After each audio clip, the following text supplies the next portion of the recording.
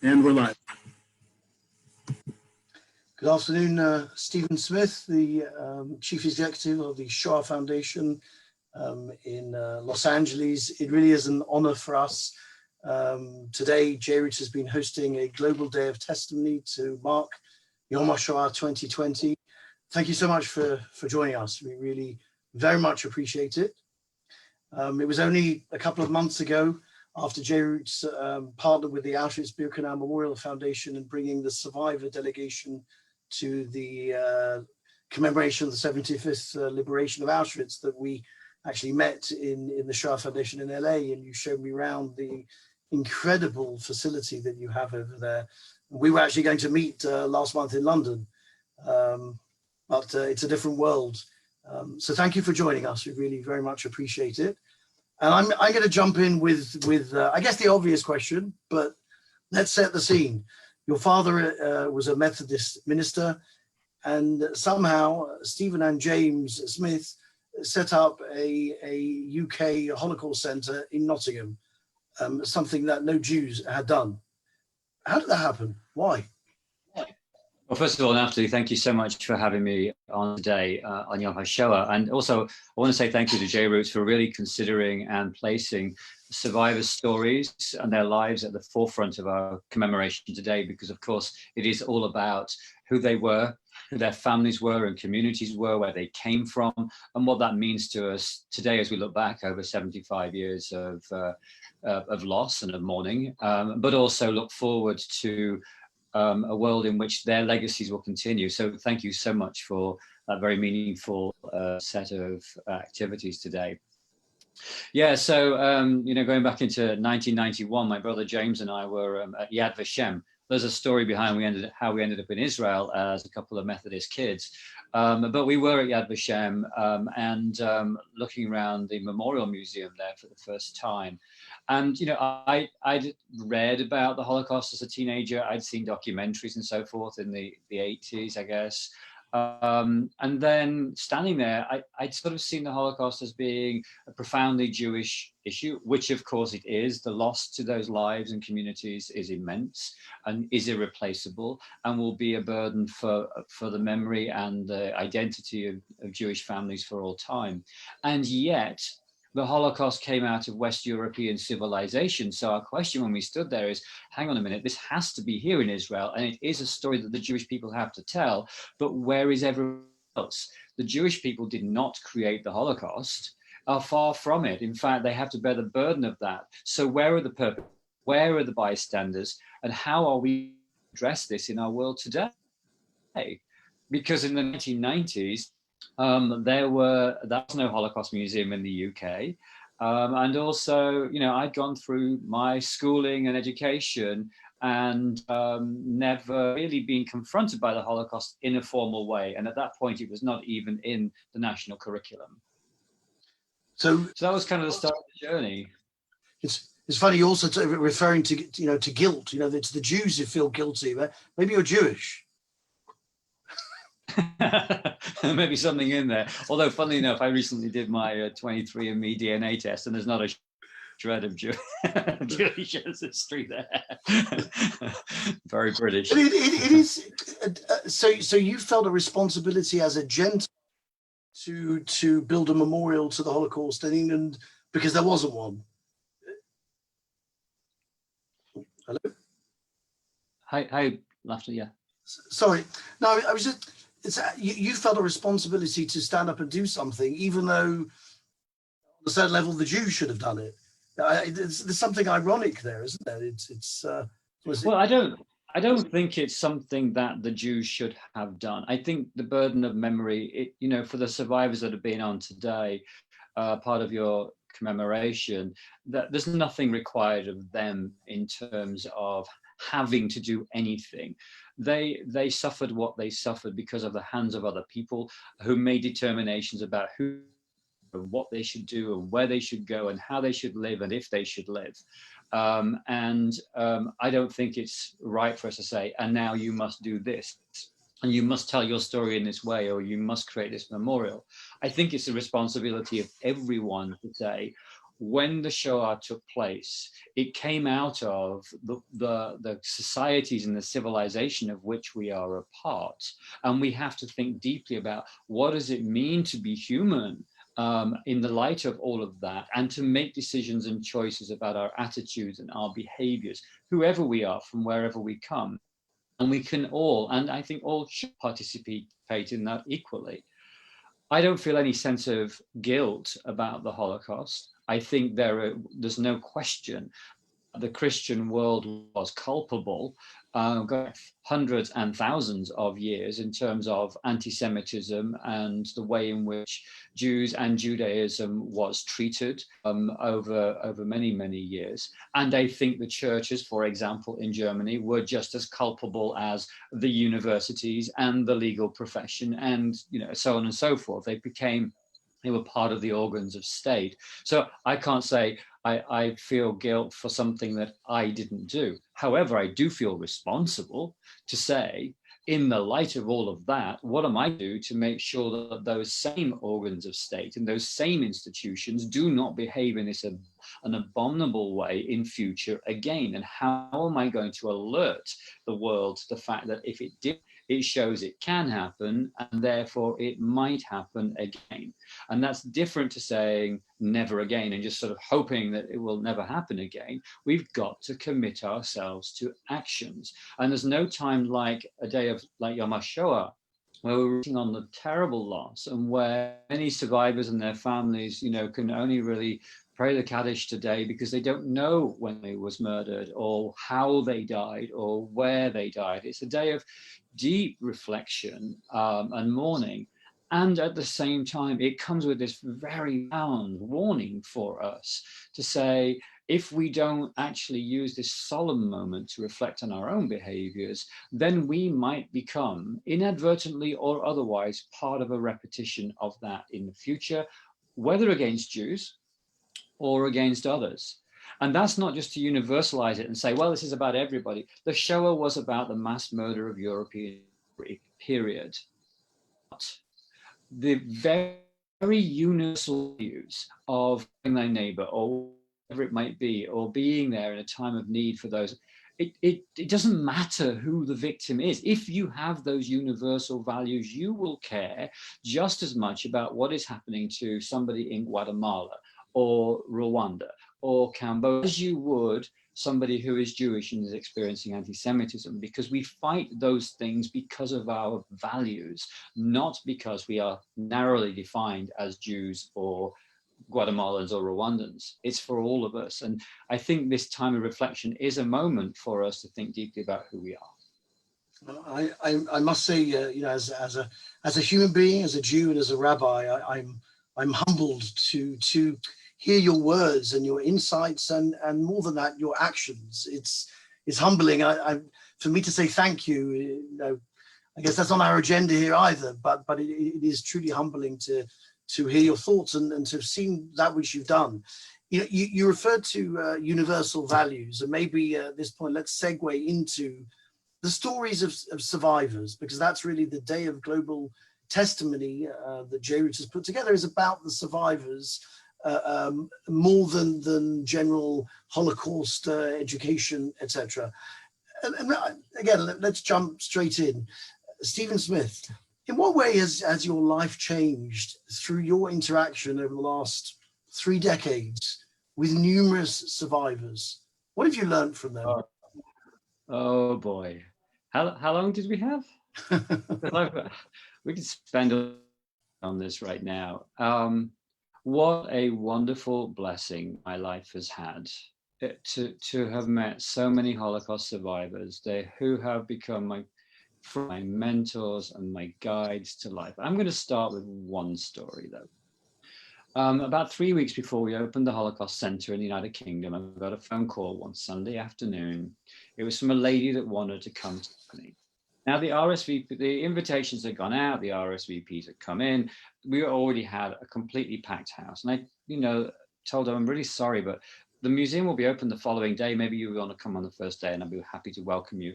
Is there a reason why you want this well, actually, I live in Nottingham. I'm a survivor of Auschwitz. I've never told my story. but I think I should be there for you. Now, those of you who know Nottingham know it's not a large Jewish community. And at the time, there were just a couple of refugees that had come from Nazi Germany and a Holocaust survivor from Poland, Ruben Katz. But I didn't know any survivors of the concentration camps living in that region where we were building the center. So I said to her, very British thing to do, put the kettle on, I'm coming over. So an hour later, I was sitting in her front room with her husband, Alf. Her name was Victoria Vincent. And we had tea together, and she told me her story, shaking. At the end of this, I said to her, you really should write that down. And she said, well, actually, I have. I wrote a memoir. I put it in my wardrobe for my son, David, for when I die. So I said, can I read it? I read it. 3 weeks later, we published it at the opening of the Holocaust Center. Very short, meaningful memoir. And for the next year, Victoria and I were probably together almost every day. She was in a wheelchair. She'd been very badly beaten in Auschwitz. She was in a wheelchair as a result of that. And so she couldn't go out, get in the car and just go to schools or come to the Holocaust. I would pick her up and we would go together. So we went to schools day after day. And I noticed that when she told her story, she always cried at the same point in the story. So one day in the car, I said to her, Vicky, I need to understand this. You describe being in the resistance in Milan, being arrested, being taken to the train to Auschwitz, the selections, the beatings, the dysentery, the murder, the gas chambers, no tears. So why do you cry just at the point at which you're going to leave Auschwitz? She said, oh, it's very simple. I tell the story. We're standing in rows of 5, looking at 2 girls being hanged. And these girls were being hanged because they had helped to blow up the gas chambers at Auschwitz-Birkenau. She said, I was standing in the row of 5 and I tell the story. She said, and next to me was my sister, Olga. And the 2 of them had found each other in Birkenau, an amazing story in its own right. And she said, and in the same row of 5 girls was the sister of one of the girls being hanged. So she said, I realized that I needed my sister to survive, but these 2 girls were about to be parted because of this hanging. She said the second thing was, she said, I have these glasses, and she had these very thick glasses. She said, I had them since childhood, and they were hanging on with a piece of string in Auschwitz. And she said, I knew that if I lost my glasses, they fell off, they were in the mud, they were trampled, I'd be dead by nightfall. So I thought to myself, these girls being hanged are heroes. They should survive, they should live. And I wanted to put my one foot in front of the other and say, take me. Because I knew that I was no use to anybody. And I couldn't put one foot in front of the other because I just want to survive another day. He said it was a 6th of January and a Christmas tree was still standing in that parade ground next to the gallows. I just thought to myself, how dare you put a Christmas tree there? She said, so all these emotions come up. So I said to her, what I want you to do is go back to the beginning of your testimony and tell me why you tell each of the stories that you tell. And what I discovered was what I thought was a history of her life was not. It was a set of short stories, each of them with parable about family life and tradition and resilience and hope and courage and all sorts of themes that were woven into this history.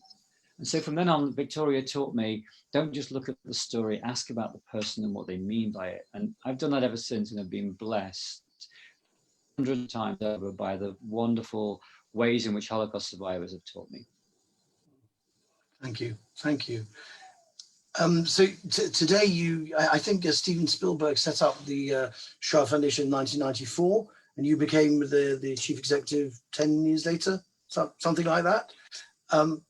More or less. What is the purpose? What was his intention in gathering the testimony of tens of thousands of survivors? Number one. And number two, has that evolved over the last 3 decades? So in fact, the story of the Shoah Foundation goes back to Steven Spielberg's first day on the set at filming Schindler's List. And as you might know, films aren't filmed in order. So in fact, their first day of filming, I believe, was at Auschwitz-Birkenau, where they filmed that scene of the train coming into Auschwitz and Oskar Schindler wanting to get that train back because it had got the some of the Schindler List Jews on that train. they were on that set that day, and Holocaust survivor, remember 1993, so it's just after the Cold War, Holocaust survivors are starting to go back and take their families and find their heritage and explain what had happened to them. It was much more open. And Holocaust survivor on the set that day, and he was asking her and talking with her, and she could see the set and the train and the dogs and the uniforms and so forth. And he was talking about her arrival at Auschwitz, and she stopped him and said, "Mr. Spielberg, I don't want to just tell you about this day in my life. I had a life before I came to Auschwitz-Birkenau, and I had a life after. I want to tell you my whole story." And he realized that first day he was telling the story of Oskar Schindler, one man, and what happened during the Holocaust, but that there were thousands and thousands of stories that were equally compelling and important. And so that's the day that the Shoah Foundation was conceived. One of his producers was a Holocaust survivor, actually, Branko Lustig, an Oscar-winning producer himself, and he was working with Stephen on Schindler's List. Stephen asked Branko to look into what would it be like to give every survivor the chance to tell their stories. That was 1994, and when he won the Oscar at the podium, when he won the best film, he said, "There are 350,000 Holocaust survivors alive today. They are our experts and they are our teachers. To everyone, please teach your children." And what he was really saying is listen to the survivors. And that's what happened. Next day, they set up the Shoah Foundation, and over 50,000 Holocaust survivors had the chance to tell their story, their whole story. And so this now is this amazing archive of testimony, 115,000 hours of it. So if we were to sit, you and I right now, and watch it, we'd need about 13 and a half years, 24 hours a day, and we'd need to speak 42 languages to be able to get through that entire archive. It's a lifetime of, people think of the Holocaust and all of its horrors and trauma and sadness, and it's all in there, as you can imagine. But it's also a place of human wonder, because each one of those survivors is not just telling a story, they're sharing their entire life with us. And so I see it as a lifetime of lives, if you want to put it that way. And what's more, what's so important about this archive, it's not just a history archive that's sitting on a shelf at the University of Southern California, where we're based today. It is, in fact, an archive of resistance. Because if you think about it, these individuals who were supposed to be murdered and never survived, not only survived physically, but they have had the final word. They are the ones that are going into history. Hitler's been gone 75 years, and they are still there telling their stories today, and they get the final word on the Holocaust. And that is what's so important about this archive. Around about the time I came to the Shoah Foundation 10 years ago, we expanded our mission to, and it had always been the intention actually of Mr. Spielberg, but it took a little while because there was so much to do in order to make sure that we did document the Holocaust survivors' testimonies, to expand the mission to include testimonies of survivors and witnesses of genocides other than the Holocaust. So, for example, of Rwanda and Cambodia and Guatemala, and in fact, sadly, we have testimonies from 10 different genocides stretching all the way back to the Armenians at the beginning of the 20th century.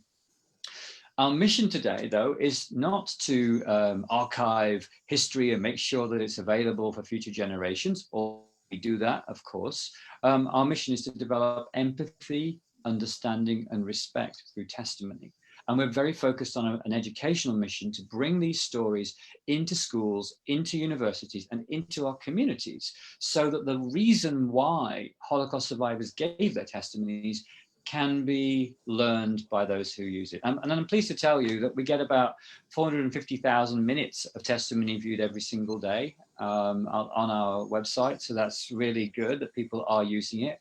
And so when survivors say, "I'm so glad I gave my testimony to Mr. Spielberg because it's being heard around the world," it's actually true that those testimonies are being heard and used in Polish and Hungarian and Ukrainian and French and German and Italian, in all of these languages that they gave their testimonies in originally, so that the young people, for example, a class in Radom, Poland, say, can listen to a survivor from Radom, Poland, speaking in Polish, and maybe even speaking about the very school that they're sitting in or the street that they're in, but really bringing it home to students all around the world, that this doesn't just happen in some distant time and place, but really happened in their locality, and can be very meaningful from an educational point of view. And is the when I visited, the thing that you and your staff were most excited to show me was, you know, to put this kit on me and show me the holograms and the augmented reality. Is that a very big part of the foundation, or that is that sort of sideshow? We spoke today with Sheldon Lazarus, the producer of Auschwitz Untold, who just created a color film of Auschwitz. There were people who criticized him for it, but the justification is, let's make this real. Is this a very important part? Is this where you feel that Holocaust education is moving to? Well, what I do think that it's extremely important that while the Holocaust survivors are with us and they're still telling their stories, I'm say very clearly, and you've demonstrated this today through your programming, Holocaust survivors are with us. They are part of our community. They are able to still be our guides and our mentors, and don't write them off, and don't say, you know, I often say, they're not dead yet. Please listen, please engage with these wonderful people who can be our guides and our mentors to this past. And let's keep talking to each other. Let's keep learning with each other. So in fact, our programs to develop interactive testimony, for example, we have a program called Dimensions in Testimony, where you can speak with a Holocaust survivor by asking questions of the video, and the video responds. We have a program called Testimony on Location, and I know JRoots is so involved in taking people back to the places where the Holocaust took place. In future, what you're going to be able to do, because of the filming that we're doing, is you're going to be able to stand in the ghetto in Krakow or at Auschwitz-Birkenau with your device and see the Holocaust survivors standing there right in front of you, telling the story of that place in that place, because we're filming them in 360 in those locations, which means we'll be able to use augmented reality all across Europe to visit and learn from them. And the beauty of that, of course, is then for those that can't travel to Europe on one of your amazing programs, can still see that in their classroom or their university and see the survivors standing on the ramp at Auschwitz and explaining what the selection was.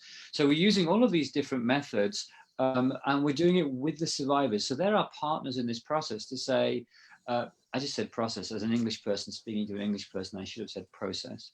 It's an important process that we have, working with them, not just utilizing them as to go and film and turn them into the next version of technology. Our programs, we use technology, on the cutting technology, and we're purposeful in that. But it's not technology for technology's sake. We ensure that we do our best to preserve these stories in ways that will be meaningful in future. And so it's a part of what we do. Actually, our education is by far the biggest program, and our university outreach around the world that we partner with. One last question in the 2 minutes we have left. 30, 40 years time, Stephen Smith, what will success for you look like? What will success spell when you have achieved your mission? First and the most important thing is to make sure this archive is protected. People have given us, entrusted their lives to us, and we want to be able to say to the Holocaust survivors, your memories are safe with us. And that means that we have to give that the highest level of priority. If we can pass it on to the next generation, they will decide what they want to do with it based on the world in which they live, which we can't predetermine right now. Success would mean that, that the testimonies are available to everyone everywhere, that it can become a resource for learning and can continue to guide our thinking. Success would mean that we can say to the descendants of the Holocaust survivors, not only did we look after and protect the testimony of your forebears, but here it is. It's the gift that they gave to you to be able to share in your family, but share in your community, and ensure that their voice is a clarion call to all of us living in the world. Success would mean that this is not just about the Jewish community and its suffering, but it's about all of us values and how we treasure those testimonies to learn more about who we are and how we're going to behave in our world. All I can say is amen. Thank you. Thank you, Stephen. Very much appreciated. Thank you, Natalie, for all the work you do. Really And good appreciate luck. Let's get the job done. Please God. it. Yeah. Thank you.